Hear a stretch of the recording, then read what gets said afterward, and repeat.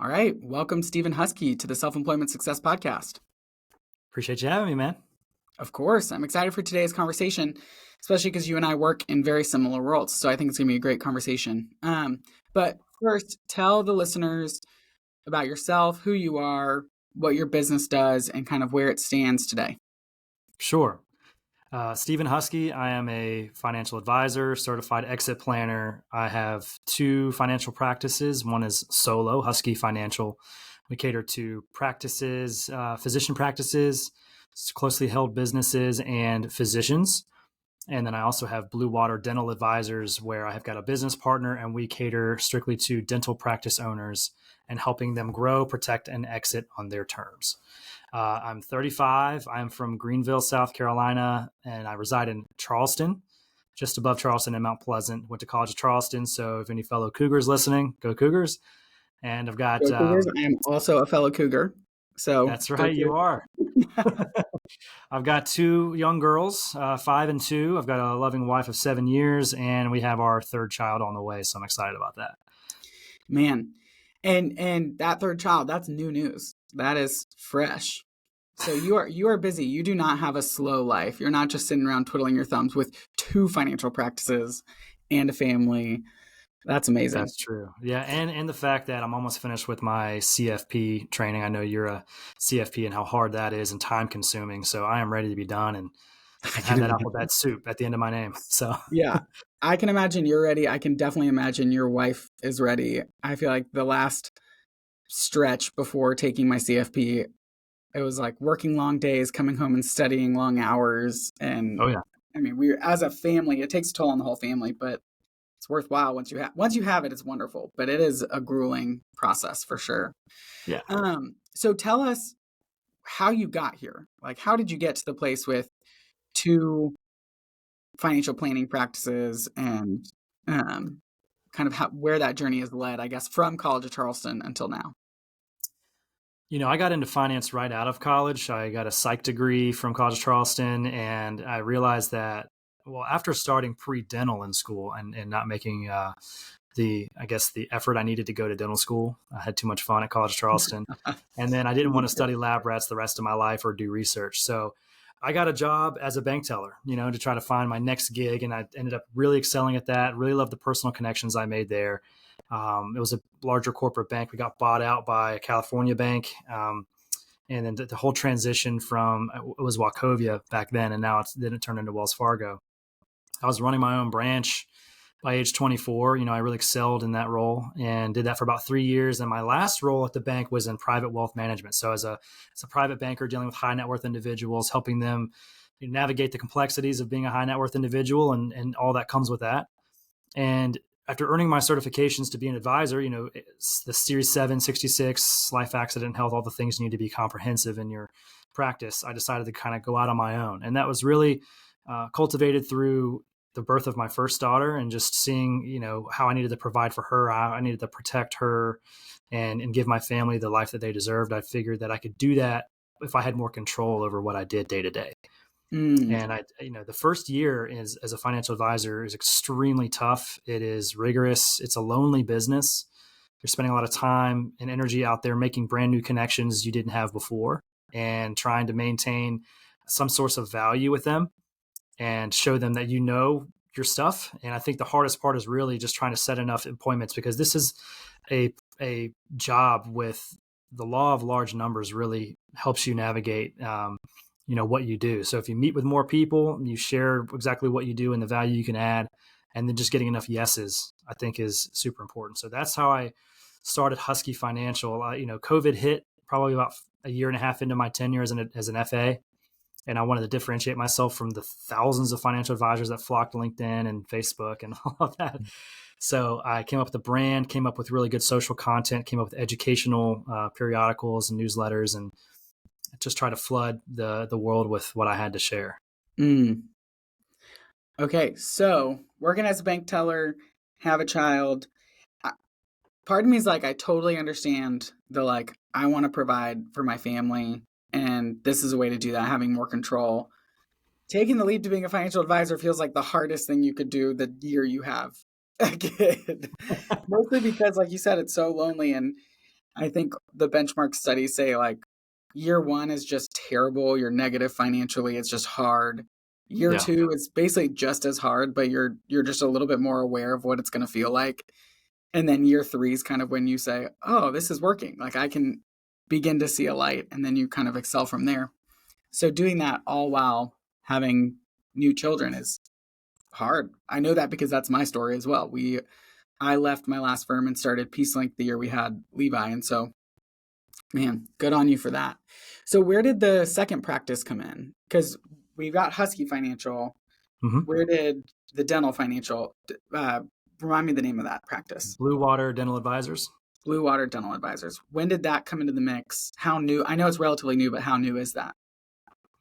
It's about 2 years, and it was just really an amalgamation of, one of the senior advisors here just saw how hard I was working, and I was bringing in quality prospects, and I was following the process of, not product pushing anything, but really taking people through a comprehensive, holistic financial planning experience, and the service that is provided to clients through that. And, through a lot of individual coaching and coaching that my agency provided for me, and taking a lot of personality tests and figuring out that I'm kind of a utilitarian type of person, very regimented, organized, but yet I have a higher calling and a higher purpose for doing what I do. I found that physicians really fit that particular niche. I wanted to work with those that were like me, those that I would like. And Mm, I feel like physicians were really good at that. So I was starting to see a lot of clientele coming in from the medical sphere. And my senior partner I was mentioning earlier, he's got a lot of dental clients already. Like he's got a few practices. He's been in the business planning arena for about 20 years. Right after I got my certified exit planning designation, which allows me to take a business owner from start to finish and maximizing their return whenever they do sell. Um, we kind of came up with an idea over a beer that it made sense to keep focusing on the medical sphere, but also look at dentists because they're highly overlooked in this financial planning arena. They do not have as much business uh, experience because they don't learn that stuff in college. They kind of come right out of school and they might develop their own practice. They might work as an associate for 3 or 4 years before they buy in, and they're kind of left out there to their own devices. So can they get really good, exciting advice on how to grow the practice and how to transition that to somebody else without some type of loss of control? And there's 2 or 3 dentist office down here in Charleston on every corner.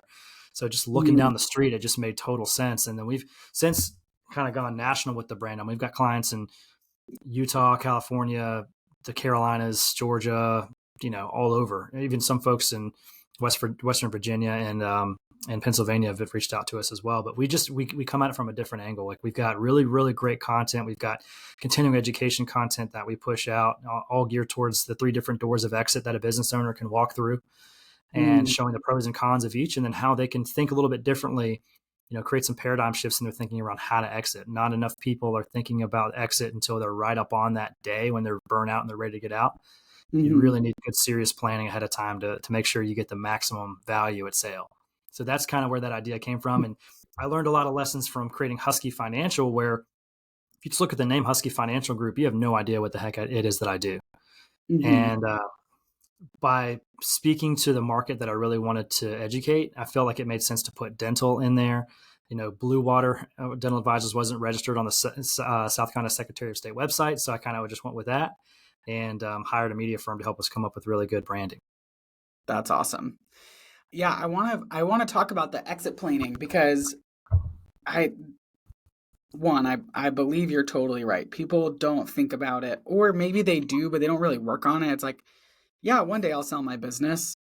Like that's the Mm-hmm. goal, but they're not actually building their business intentionally that way leading up to it. And when I look at business cycle of the people that I've worked with and just my experience, there's sort of 3 phases. There's the startup. We're just really focused on cash flow. We're just trying to cash flow positive, get this thing off the ground.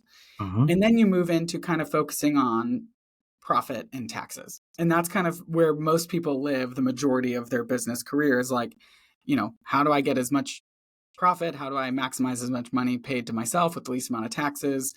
We're looking at P&Ls, P&L, just for the majority. And then you get to the end, and there ends up being this transition where, as opposed to looking at your business as a year over year profit, cash generating machine, you begin to view it as as an asset.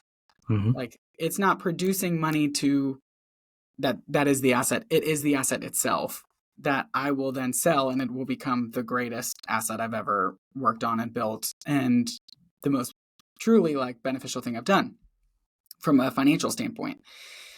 But oftentimes that flip from my business as a cash flow machine, as a tax machine, I'm just looking at expenses and profit every year, to this is an asset that I can build to sell. That transition comes often too late for most people. And so when you talk about that as an exit planner, and you're saying you're walking business owners or practice owners through, hey, this is what we need to think about. This is how we need to think about it. Here's the 3 doors, like you said. What are those for listeners who are building businesses ideally to sell one day? Talk about that. Talk about, how do you build a business to sell? Because it's really important. And it's oftentimes we just get to the point where you want to sell it. It's like, all right, well, we should have been working on this for a while to craft it specifically to do that. Great question. I actually eat my own cooking quite a bit. All the financial advice I give to others, I do the same thing for myself, and I show them my own balance sheet, and I say, here is exactly what I have going on. And, I'm invested in the same stuff you are. I'm following my own lead. And so when we created Blue Water Dental Advisors and focusing on the exit piece, we started our business plan and our exit plan on the same day. And so we've got a 3-year vision, 5-year vision, 7-year, 15-year vision. And so our ultimate goal with this particular firm is to grow it to the point where another advisory firm sees the market share we have and wants to purchase us up. And so we've got our own solo practices we're still working on, but these dentists are going to get a lot of education along the way and be taken well care of. So in the exit planning side, I think that most business owners don't often pay enough attention to that piece of it. And so you're used to this business providing every piece of income that your family sees and that your employees' families see as well. And so how do we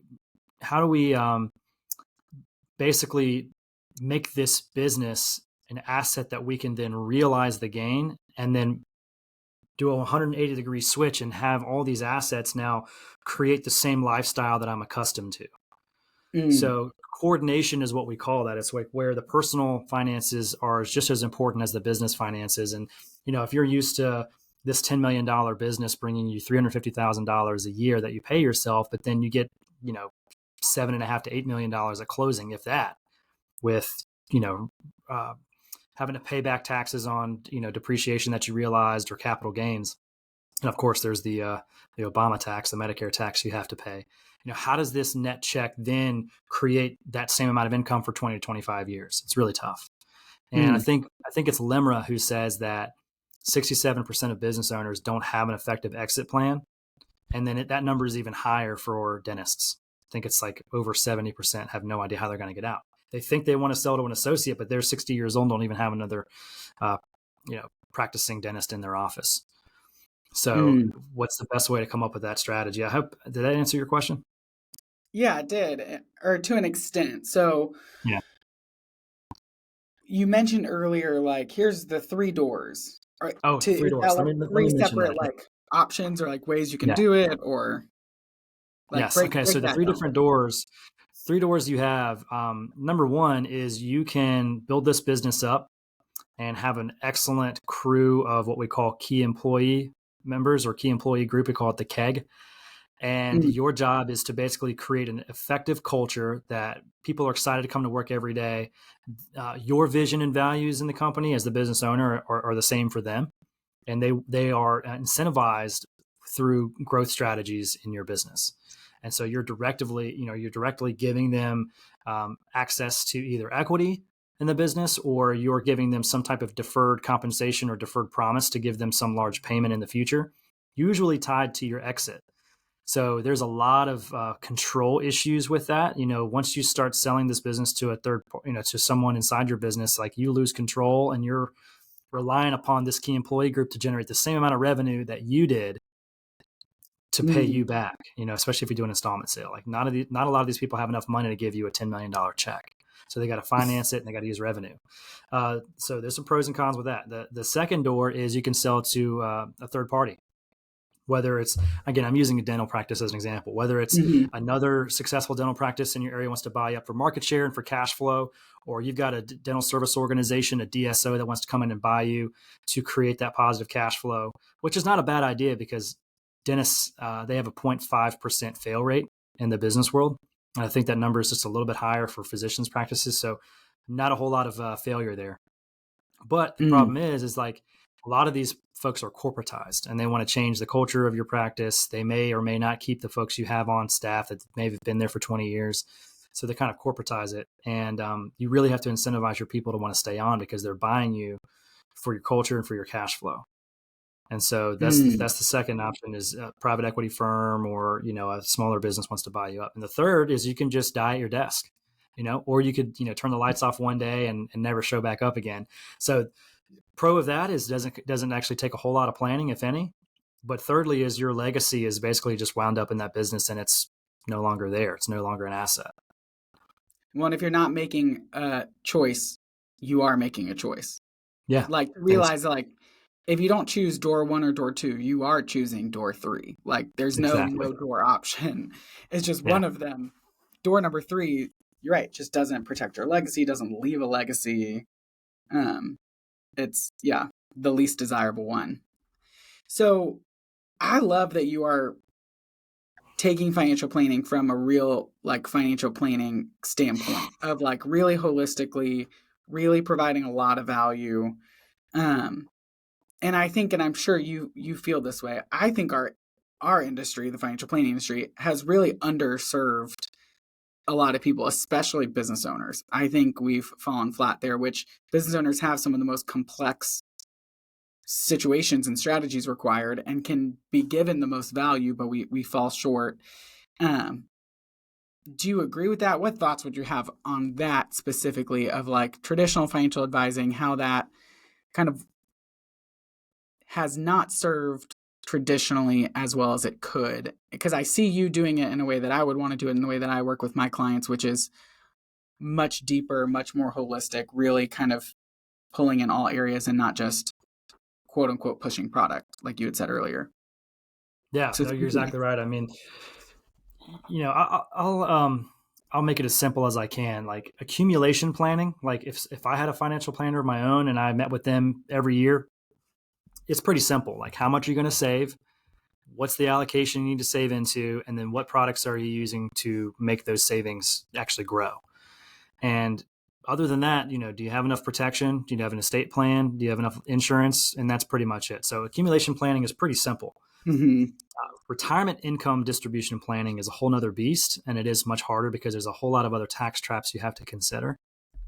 And so that's just like the second level of complexity. Those who are getting ready to retire or those who are retired, how can you really help them maximize their income and reduce what they pay to the IRS? Because that silent partnership with Uncle Sam is pretty large in the grand scheme of things. And then even more complicated than that is your business planning. And so, even business owners who have been in business maybe 5 or 10 years, they still need to be considering, okay, well, if I have this asset and I am the shareholder of all of these shares, how do I maximize the value of this so that it's appealing to somebody else if they wanted to buy it? A business is just an equity. And no one can get the same amount of value in that equity than you can, the business owner.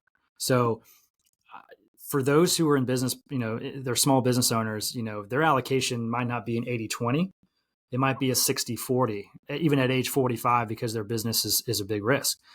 And so a lot of folks don't really see it that way. They don't really understand it. They're just chugging along and, their head's buried down into the business. And not often do they pull their head up and spend enough time working on the business. So I always encourage people like, hey, go rent an Airbnb somewhere for a week, have your team run the business and just go strategize either with yourself or with a coach and talk about where you see this business, where it needs to go.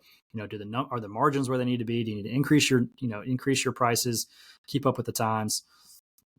But even looking further than that is they don't have an actual strategy on how to unravel their equity shares to somebody else. We hear about advisors coming in and talking about a 401k, 401k plan, or what group benefits do you have? And it's a little bit different talking to business owners because they're so used to that. You kind of have to find your foot in the door somehow. So you Hmm. find, okay, well, you might need some, group insurance. Let me talk to you about that. But again, here's the whole bevy of menu uh, items that I've got at my disposal that I can help you with. Which one is the most pressing to you right now? And usually it's all around cash flow, or it's they paid too much in taxes last year, or they had a resignation letter on their desk within the last year that really hurt them financially and put them in a spot. Mm. So those are three ways I kind of get in is like, all right, well, if you were to lose another person, which one's resignation letter would hurt the most? And how do we reward, incentivize, and retain that person to stay on? How do we help you find more cash flow in the business that you can then continue to grow your own personal wealth outside of the business in? Or how do we help you figure out a strategy that you can put in place to minimize what you pay Uncle Sam today? Mm. And Yeah, it's all product driven usually, but again, you have to follow that up with a really strong philosophy conversation. totally. I mean, every time I talk to an entrepreneur, yourself included, as you were telling your story, nobody gets into business because they're excited about working late hours, figuring out how to pay themselves, figuring out how to pay others, figuring out how to pay taxes. It's this idea of freedom. If I can do this successfully on my own, I will have more freedom to foster the life that I want for Mm-hmm. myself, for my kids, for my family. I can protect and provide better by doing it that way. But then we get into our business and we're just chugging along. And like you said, we're working in the business every day. We're not taking time to work on the business. We're not taking time to get actually outside of it to look at, like you said, which employees, if they left, would be really painful, would be a devastating hit to the business. What type of employees do I need to hire that if they then left would be devastating? Like where is it devastating that I don't have an employee? How do I need to build this thing as an entrepreneur to become my greatest asset? Because like you said, it's an equity. If I own a share of Apple, I am a owner of Apple. But right now, Mm-hmm.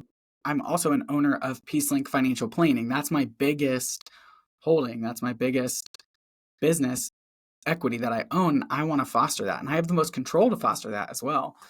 But if we're only working in our business all the time, we're not taking the time to work on it, we're going to get into that rat race. And then something's going to happen, whether it's, like you said, cash flow, taxes, employees, things like that, that sideswipe us. And Mm-hmm. so I love what you're saying is so many financial advisors will go to a business owner and just talk about, hey, I'll set up your 401k, I'll set up a group benefit plan. And then that's all they do. They won't even really work with the employer. They use that as a way to then get the 401ks of all the employees and kind of create an inroad, as opposed to saying, like, sure, if that's what your business needs, wonderful. But let's talk about you and why you started this business and what your goals are with this business and what's actually going on in the business to figure out how do we, as a financial planner, my goal is to help you foster the best life possible. This is your biggest asset to do that. How do we do that? And how do we get as much money out of that business as possible into your personal life, whether it be through taxes, through sale of the business, whatever it may be, to actually foster the life that you went into this business hoping to achieve, right? Exactly. Um, and so I feel like it's rare that I find someone who's doing that. And I think that's why the exit planning designation, along with the CFP for you, is going to be so powerful to be able to marry those two things, is going to provide so much value to those dentists and the other business owners that you work with. I mean, I think that's just spot on. Appreciate it. Yeah, totally. And so for you, when it comes to like building a business that is primed to sell or like achieves the why, what would you say is like one thing a business owner should think about? Like someone's listening to this podcast right now, you can give them, hey, if you're thinking about getting as much money out of this business or using this business to craft the life you want, what would you say is like, this is the gun point you should be thinking about? Or this is one nugget? That's a great question. I don't want to give the cliche advice is like, find your why or, make sure that, you're making smart financial decisions. And how do we create positive ripple effects in not only our lives, but our employees and patients or clients' lives. But I think one of the things that's really, really tough, and we were talking about this before we recorded, is like, how do you break through that ceiling whenever Mm, you're so used to the habits you've been doing over the past 5 or 10 years to grow this business, and your business has plateaued? mm, How do you totally change your mindset in your mission statement as a business owner and your vision and values that more realign with the type of clientele that you like to go after? Because it's much easier. This is that Dan Sullivan book. It's much easier to 10x your business than it is to continue on the 2x path you've been on. mhm, You're putting in double the output, so double the input for double the output. But if you find that there are a lot of different pathways to that 2x mindset, like I can get to this amount of revenue in this multitude of different ways, chances are you're going to find your pathway there pretty quickly. But if you create these goals that are so out of your league or so out of your mindset currently that there's maybe only 1 or 2 ways you can get there, everything else goes to the wayside. And you mm, really can focus on, for instance, this year I'll probably do anywhere from 350 to 400,000 in revenue, but my goal in the next 3 years is to be at 4 to 5 million. And that mm. just sounds crazy, but like, Yeah, how do I exclude everything else that doesn't get me there and only focus on those 2 or 3 things that get me there? That's what I'm going to do. If I have to change up my clientele base, if I have to change up my employees, if I have to change up, the marketing that I'm doing, I'm going to do it. And so for those that are stuck or in a rut, that's what you need to do. totally. I I think that's really profound, and it's also really hard. Like, that's what we were talking about Very before hard. we hit record, is like, you know, in your business, you have this really in quote unquote insane goal, but you're right, it just cuts out the fluff. Mm-hmm. And what you're saying at the 2x to 10x is there's so many ways you can get to 2x. It's not that hard to do that. And so you throw something at a wall, most of the walls are going to get you to 2x. But if your goal is to 10x, that's actually much more difficult. There's only a few roads that are going to get you there. And so you're able to focus in on like what is actually hyper efficient, what is actually profitable, what is actually going to help me build my business that way. And you cut out all the other 2x stuff. Mm-hmm. But it takes radical change. It takes uncomfortable change in your business. It takes uncomfortable change in yourself. Like, I was doing a coaching day back in September and was working on this exercise. And they were basically like, write out, it was like a mental, like my head trash exercise. Like, what's the stuff that I'm believing that is limiting? Like, no one will ever, pay me that fee, or no one will ever, like, all the imposter syndrome stuff. Oh, yeah. And at first I was like, I know this stuff. Like, I've done imposter syndrome work. But then you start writing it out and you're like, oh my gosh, wow, okay, this, like, the pen just starts flooding the page. And it's like, all right, what's actually true about that? Very little. And so then I can actually get really focused on like what's actually true and what do I actually want my business to go towards. Okay, here's the few things I need to do. They're scary things, they're hard things, but they're the things that are going to work. Mm-hmm. I think like that's spot on of like set your sights high. Like, don't limit yourself based on just the head trash of like, well, this is just what I do, or just like the river of life that monotony takes you down. Like, well, this is just how it's done. Well, yeah, going back to your point about creating more freedom and why you got into business in the first place is if you're continually doing those 60 to 80 to 100 hour, work weeks, Mm-hmm. then that's what and that's you're swimming upstream to get to that same amount of revenue every year. And you're still the hunter out there looking for cases. You're not the hunted any longer. And so Mm-hmm. if you want to be the hunted, how do you change your mindset so drastically to where you found enough who's to help you get the how accomplished? And if you don't need to Mm-hmm. do it yourself, if it's not your unique ability, go find someone who can still help the clients that have made you who you are all along the way. That they still get the service that they deserve, but then you're able to go and focus on finding the verticals that really fit your business. And often we're trying to be everything to everybody and work horizontally instead, but vertically is the way to go. Totally. And I think something you've done, you haven't actually said this, but you've done it, that I think is really integral into the like part of that vertical work is you aren't all things to all people. Like, you do have a wide client base, but like this idea of dentists, like, Mm-hmm. you dentists. You're like, Mm-hmm. their fail rate, their like business acumen, you know Dennis better than any other financial advisor out there, because you've said this is a target market that I really like, that kind of matches what excites me and the value I can provide. And you've delved into that.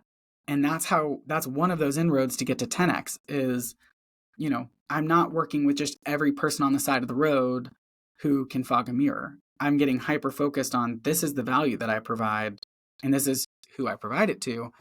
And I think we've said it before on this podcast, but the saying, like, the riches are in the niches. Like, part of like getting clear about like who I serve and how I serve helps, because then you can provide a much deeper, more valuable experience, which then you can charge a premium fee for. And then those people, dentists know dentists. They go to That's exactly right. They go to dentist conferences and they're like, I'm talking to a colleague who's also in my same boat. You should work with Steven Huskey because he's provided so much value for me and he only works with people like us. And so it's like, sometimes when we start businesses, we think, I just want to take anybody. I'm just trying to get this thing off the ground. And sometimes being really specific does have a slower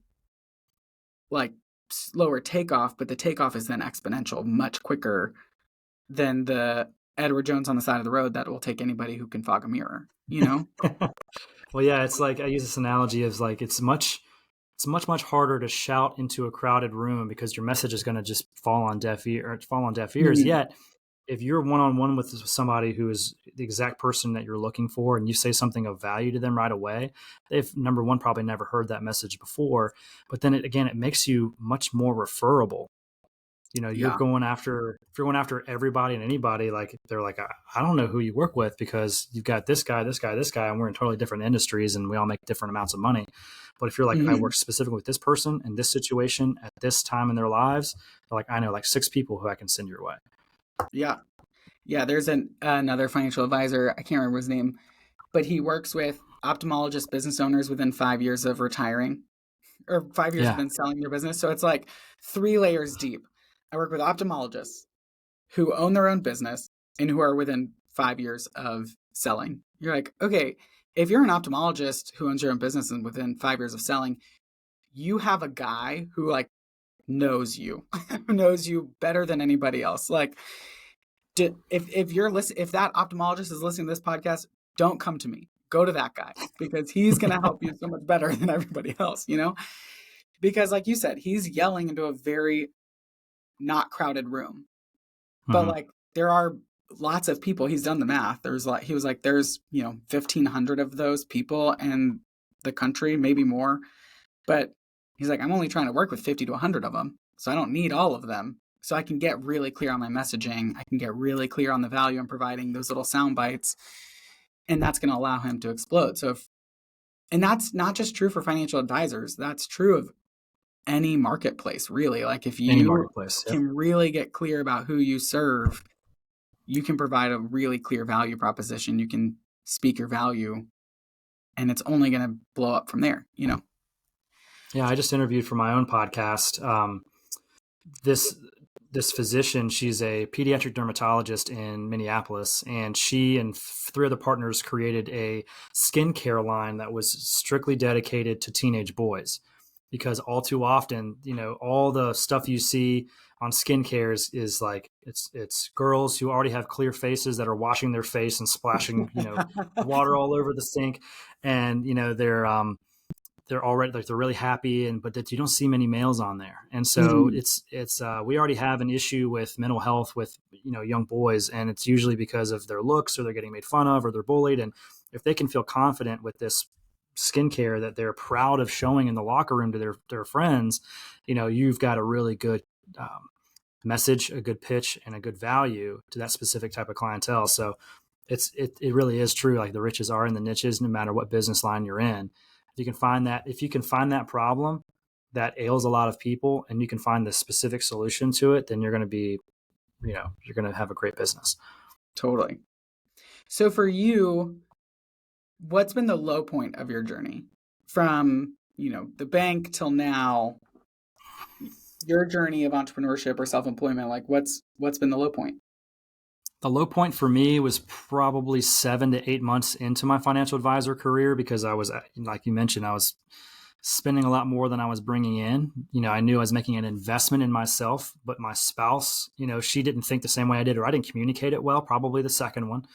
And she took over the finances for about 6 months because she's looking at credit card statements like, what is this? What is this? I'm like, well, I'm going to dinners and, networking events and buying a vodka soda here. Sometimes I'm just drinking water because I know we can't afford it. Like, here's what we have going on. And like just the marital turmoil, I guess, that caused, because it's very hard starting this business. And I would encourage anybody who's not married, doesn't have kids yet, but wants to get in this business, get in it now.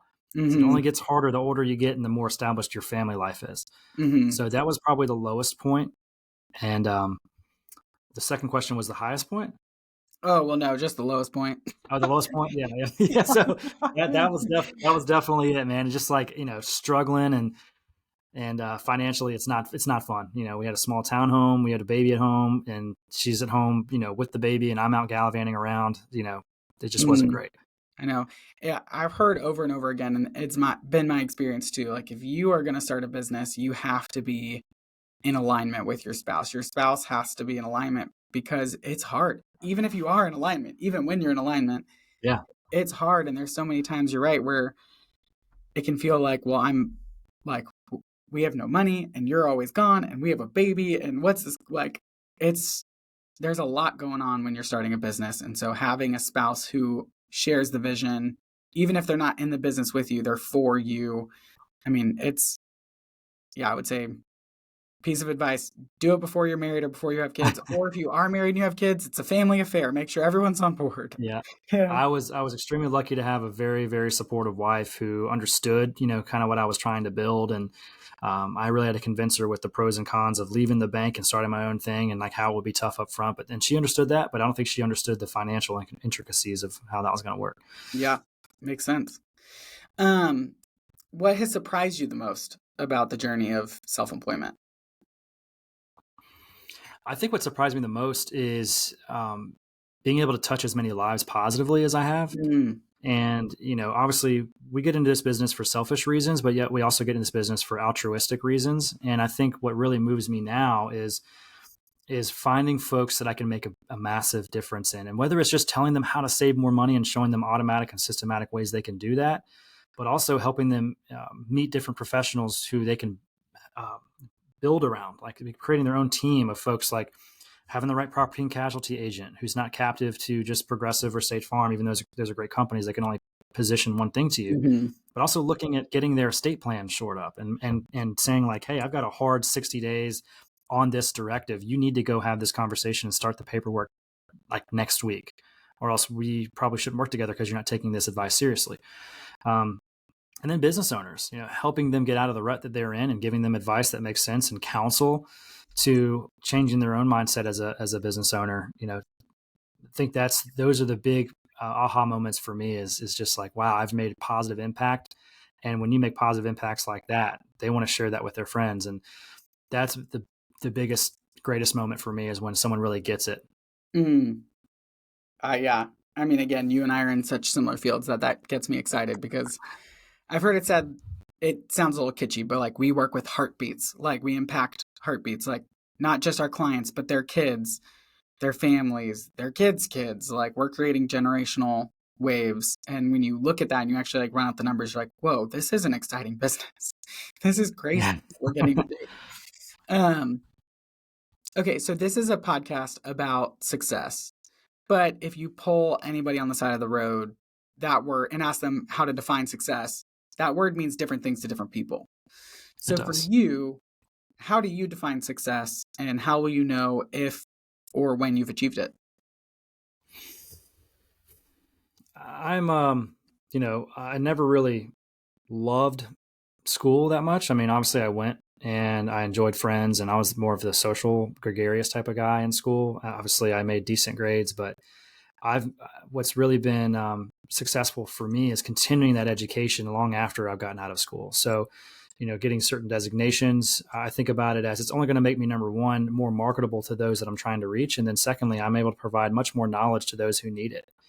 And for those that do all their finances themselves, kudos to you, because I don't know how you find the time or the will to do it. I know. uh, there's so much out there, and like I dedicate my life to this stuff, and there's still so much to learn. Mm, So what success for me is being able to always learn and to be able to read and soak in knowledge, and then be able to share that with others and educate people and create different paradigm shifts and different ways of thinking that better someone's life. For me, it's is what's amazing. probably the most impactful.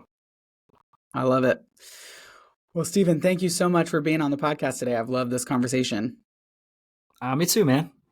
Appreciate you.